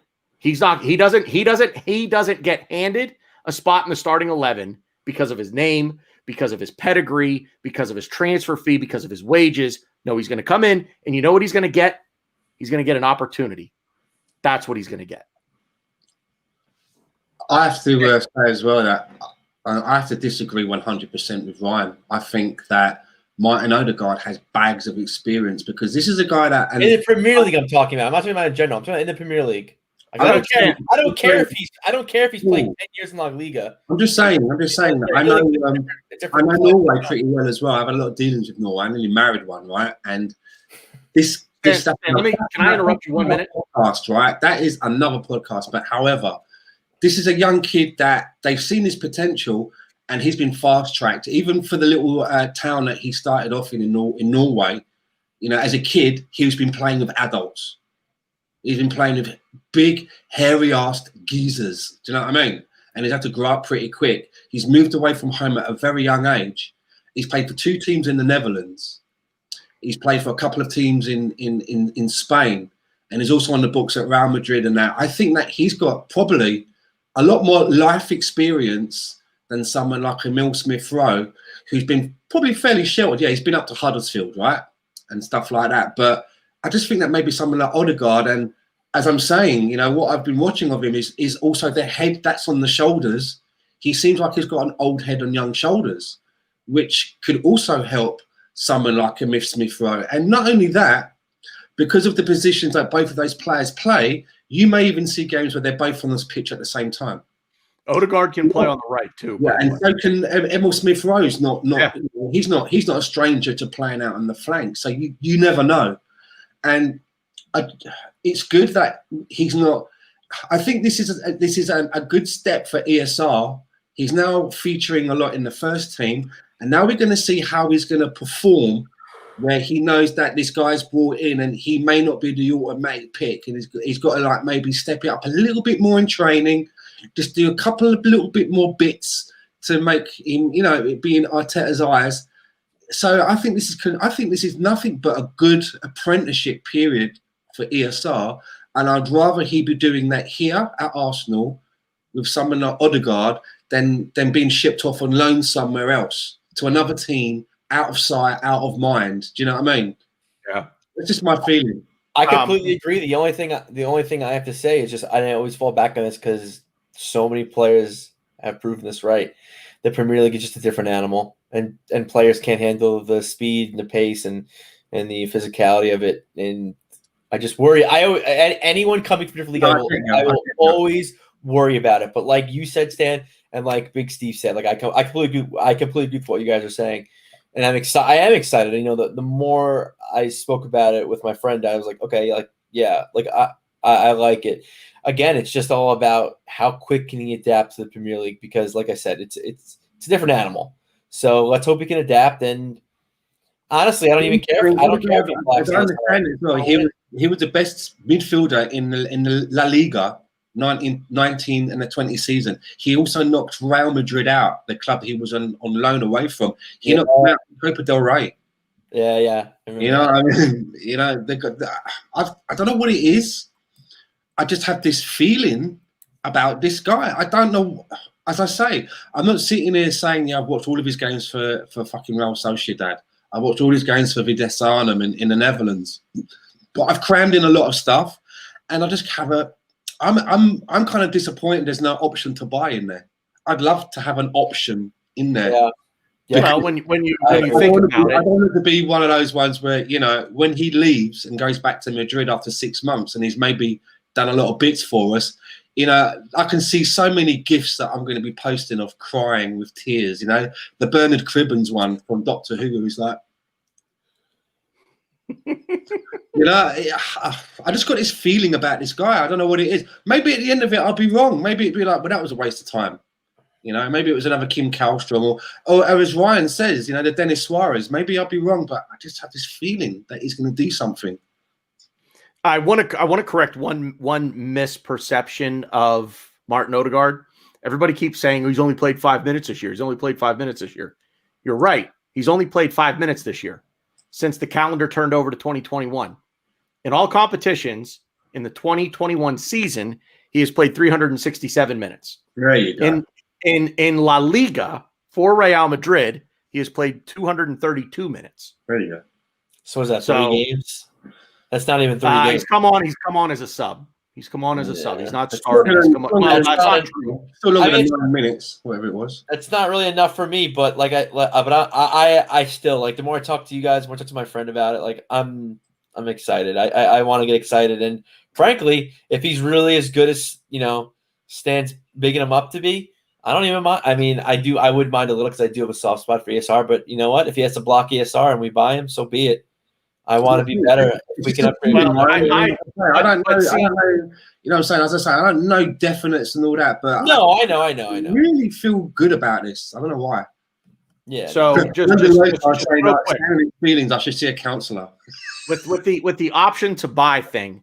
Look, Real Madrid are simply like Ray just said here. They're keeping their options open. Now I understand an option to buy, but if you're Real Madrid, you don't necessarily want to insert that into the loan agreement, because if Real, what we want ideally in this situation is for Real Madrid to find their stride without him, and he find his stride with us. Yeah. So that Real Madrid can say, okay, we let him go. He's not here, and we really took off.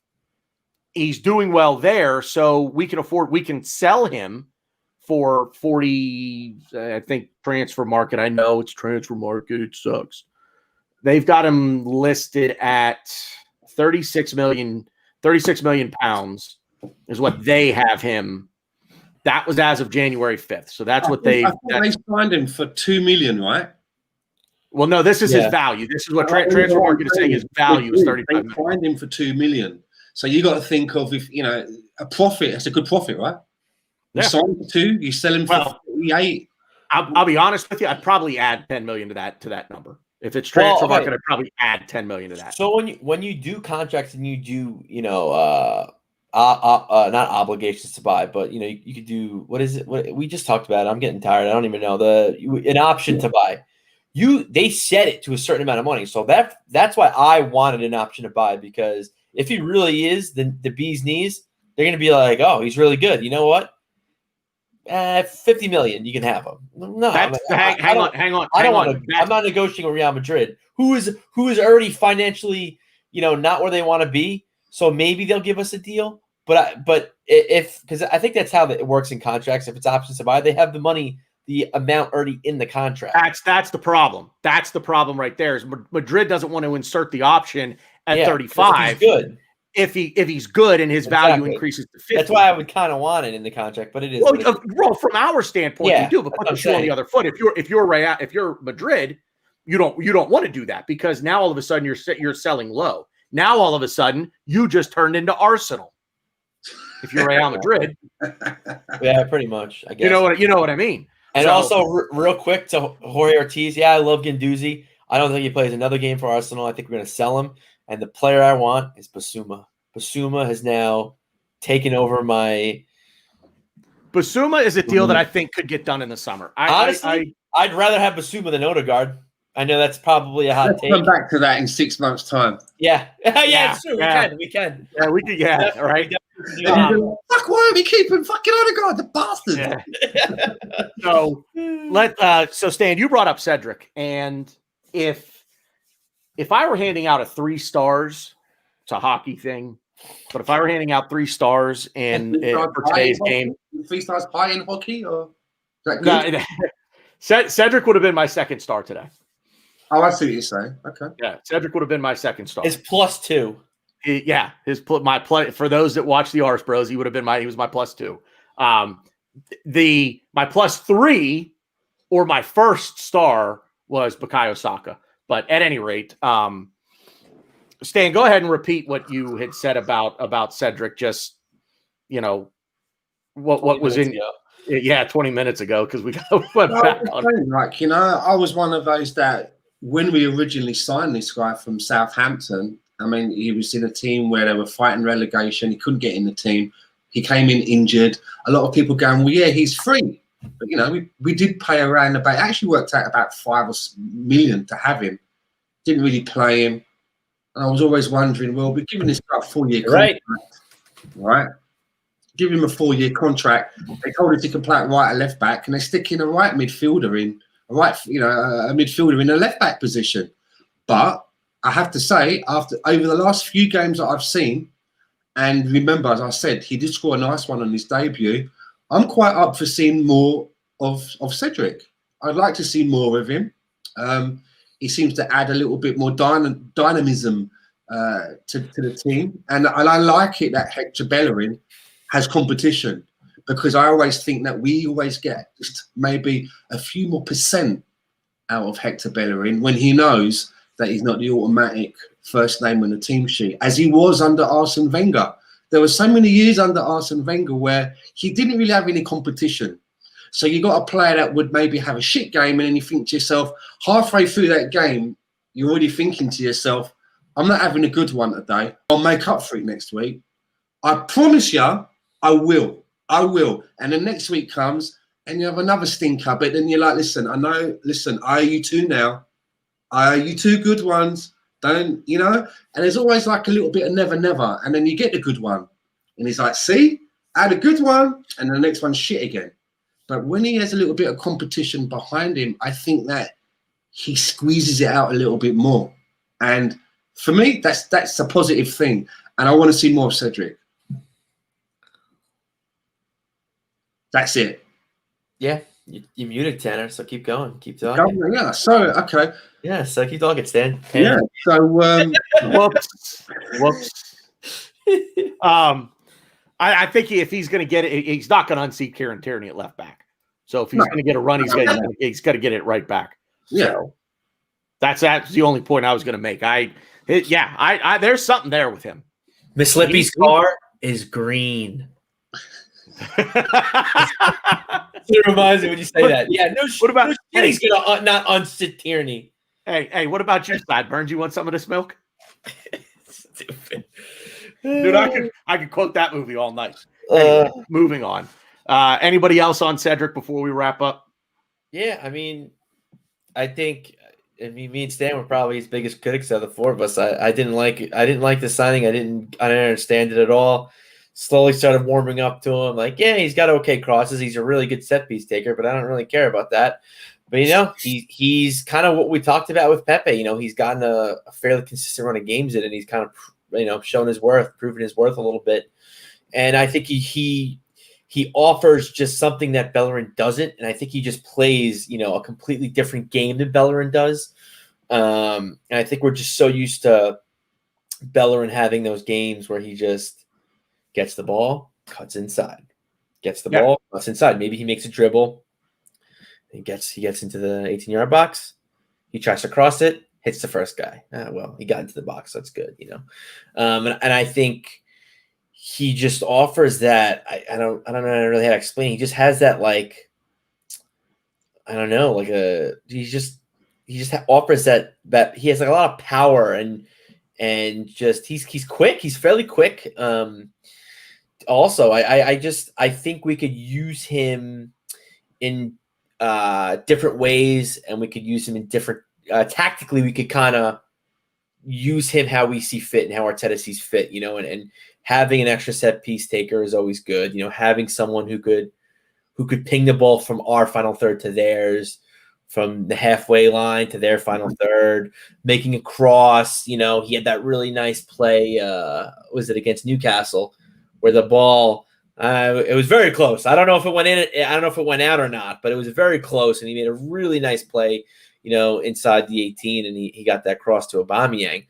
But yeah, I really like the way he's playing. I like the passion that he's showing. His work rate is really good, and I think he should be getting a more consistent run of games. And it's tough too, because I do know that I don't think Bellerin's as bad as people are saying he's being, but I don't really agree with the way he's been playing. I don't know if he doesn't offer us as much as Cedric does, and it's just odd because he doesn't suit what Arteta wants to do with his fullbacks.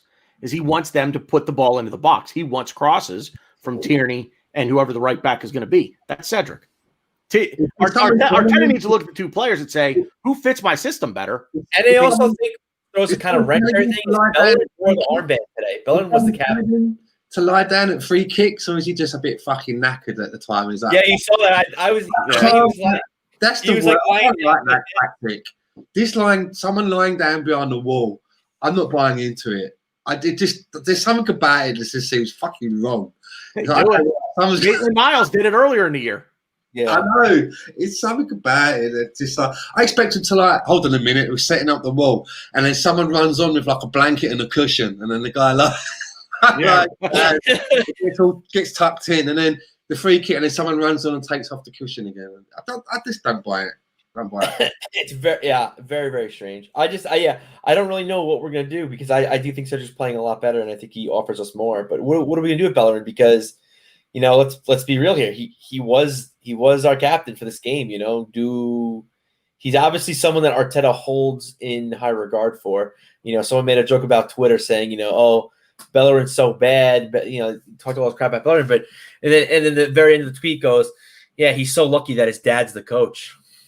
Which honestly, I can't even argue that. That's good. He's like Triple H being married to Stephanie McMahon. Yeah, right. Yeah, he's just inheriting the world, isn't he? He's just going to inherit it. Yeah, but I mean, we'll see, because it's not a good problem, because I'm starting to really sour on Hector as we kind of talk this through. But I just hope that we can get it sorted, because as he's not going anywhere. Knowledgeable Tanner said that he's not gonna dethrone Kieran Tierney. So no, fight for right back. Yeah. Ryan said it quite well, but the only thing was he said that I'm warming up to Cedric, and then for about 10 minutes went on singing praises about Cedric and how great he is at everything that he does. I was like, mate, you're in love with him. Who are you kidding? Don't tell Mateo. Don't tell Mateo. Sending him a Valentine's card. Hey, Valentine's Day. A couple weeks. He looks good. I want to see more of him. If a player's in form and they're doing well, keep him in. Just keep him in. That's the key, right? The issue was not with him. The issue was signing him on a deal and not playing him. right? And that was an Arsenal issue. That wasn't a Cedric issue. Whenever he's played, I said this before, he's looked okay. He's had a few off days in the Europa League, but whenever he's played in the league, etc., he's looked pretty okay. And he's got a mean cross on him, and I like that. And I like that he's not that high-profile player who's creating too many issues in the team. So I generally like him. And he covered at left back. And the switch that he did for the third goal, that was the main move that created. I mean, Saka's cross was also just as important because he had to control it on his weaker foot one time, pass it in. That was brilliant. But that switch of play was just brilliant as well. So Cedric's, I want to see him playing. I'm not a big fan of Bellerin still. I can't get over the number of times he switches off, even in this game, actually. I mean, Ryan's been critical of Pepe. I'd say like Bellerin wasn't great, and he looked off the pace a couple of times, and he got run in behind a couple of times. It just was that they didn't have the best of crosses in. So, that could have been an issue, but it's okay. Cedric is good, and I feel comfortable with him stepping in. He doesn't look like fish out of water in that situation. So that's great. And so Cedric, and we've got him for 3 years. When he came in, I was like, he can't break into the Southampton team. What makes him so special that he should play for Arsenal? But as soon as he signs for Arsenal, I'm all in. He should be the best player. He could be the best player. I want him to be the best player in the world, and that's what I expect of him each week. And I think the team is doing well. The morale is high. So yeah, everybody jump on and ride the wave. And this is a signing which I thought was underwhelming. Odegaard is a sign that is hopeful, but a shrewd bit of business, and we don't need to get like much into it. It's okay. Just want to mention that we've signed a goalkeeper, right? Matt Ryan. Yeah, and that's amazing. I like that deal. I like that. Premier League experience won't make much noise. He's perfect cover, and we've done it without it breaking to the media. So that's amazing. Well played, Arse. Yeah. Honestly, I'm more excited about. I know again, I'm gonna get hate. I think I'm more excited about that than the Odegaard signing. I think he's a perfect signing for us. Perfect. Could mean more, but let's knock on wood. Let's hope it doesn't come to that. But just touching on the Cedric thing, I suppose it did now, like you said, it's like we bought this guy, we didn't play him, and anytime we saw any pictures of him, he had like this Phantom of the Opera mask on, like he'd been skulking around in the sewers underneath the training ground, and you got these rare glimpses of him, a bit like Bigfoot. It's like, who is that in the strange Phantom of the Opera mask? Michael Crawford, but that's for our English listeners. None of you three even know who Michael Crawford is, but that's first of all, bite your tongue, sir. I know exactly who Michael Crawford is. Oh, you do? Okay, what? Some mothers do have them. What's that? Some mothers do have them. No? Some of us do have him? What? Some mothers do have them. That is his. Oh! I thought you said some of us do have. Yeah. Have what? That was his big show, Frank Spencer. I could have been the trouble. Okay, I only know for fan of the opera, but I know who he is. Trust me, you're all thinking, what's he doing? The English viewers are going, big up, man. Big up, Stan. I love it. They thought that he just walked in the room when I said that. I could have been the trouble. They thought he just walked in the room again. But let's move on. No, you move on. We've moved on.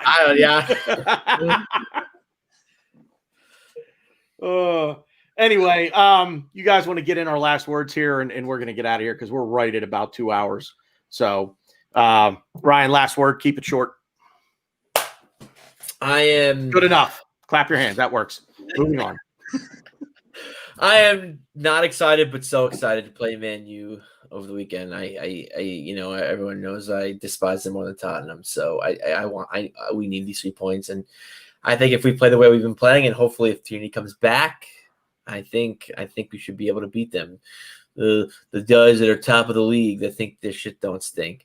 And I do. I talk about how I'm warming up to Cedric, and I'm warming up. And by warming up to Cedric, he's my Portuguese princess. It's no big deal. It's just a little side gig I have. but I am gonna probably just buy his jersey right now. I have it all set in Arsenal Direct. So you know what? Things are getting kind of serious. Things are getting kind of serious. So he's talking about buying the ring.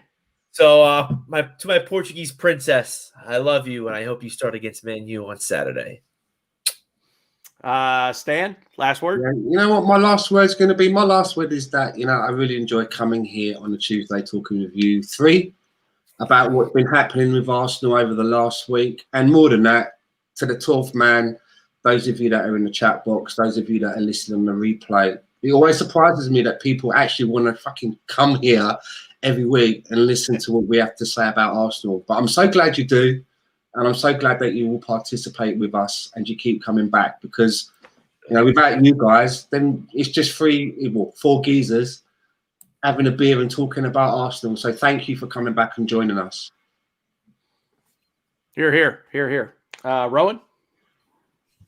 Oh, I echo Stan's thoughts, right? Like, Arsenal keeps us motivated week to week. We want to go and watch it, keeps us hopeful. We keep track of it and it gets us excited. It gets us down. But, the show is a constant and all of you guys and everyone in the comments, I slept at 4 a.m. and I was pretty damn sure that I wasn't going to be able to make it. But then, I just sort of got up and I was like, this is gonna be great, because we won, and I'm gonna talk to my mates and I'm gonna talk to everyone in the chat box who are also my mates, and it's gonna be one time that I don't think about all of the other things that go on in life, right? Like this is great. So amazing time, and look forward to now playing Manchester United.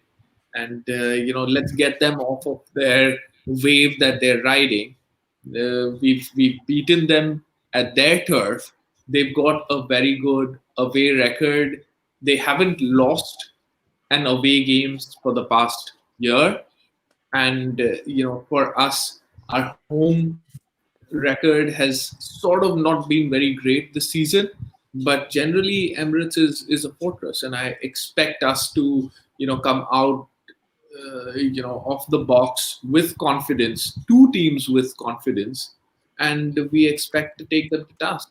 That's what I expect. And next week, again, we'll all be back, and we'll all have a conversation and our views, and I look forward to that.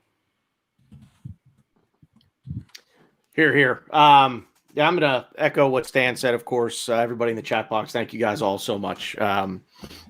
Honestly, it's great. Like Stan said, it's great to come on and chat with these three. For an hour and a half, 2 hours as we typically do here. But yeah, it's always fun. But you guys are what keep it going for sure. So really appreciate you guys being out there. Ryan, you're going to get one last final word. This is one more once. One more. I gotta be honest. I didn't appreciate Stan being a complete asshole. Obviously, I like talking to you guys in the most of the chat. Now, I appreciate all this. It's always fun. I get to sit here, drink my Arsenal glass and a beer. It's always fun. But what I did really want to say was tomorrow, Arse Bros, the big Ozil debate. Arse Bros. We're gonna have Manny from the Arse Bros debate a pro Ozil fan. His name's Ben. I don't know his Twitter handle offhand. Max is gonna be the referee, and they're gonna have I guess for Arse Bros, it's gonna be a somewhat civilized debate about Ozil. So everyone should tune in. It's gonna be a lot of fun. I'm real excited. I think they're going live at 4:00 UK time. So that would be 9 p.m. Right, man. That would be shit down. That would be that's going to be 9:00 Eastern Standard, and that would be I can't do time. That would be 6:00 Pacific Standard. Oh, an evening after work. Oh, okay. I'm there. So yeah, it's going to be fun. I'm real excited. I'm going to be coming home. I'm going to be Oh wait, dude, I'm an idiot. Hold on. No. It's 4:00 UK time. It's 9 o'clock UK time. 4:00 Eastern Standard Time, 1:00 Pacific Standard Time. So it's at 1:00 staying for you. Hang on, 1 o'clock in the morning or the afternoon? No, Afternoon. It's gonna be 9 o'clock UK time, 4 o'clock Eastern Standard Time. Yeah, I'm gonna be coming home right from work. I'm gonna be exhausted, but it's gonna be fun. So everyone should tune in, and you can all have one last stone to throw at Ozil, or do the opposite, which I don't know what the opposite of throwing stones are, but yeah, Catching stones. yeah, maybe catching Ozil stones, or I don't a know. penny in the wishing well. I don't know. Anyway, guys, that's it for us. Good footy talk. We'll see you out there.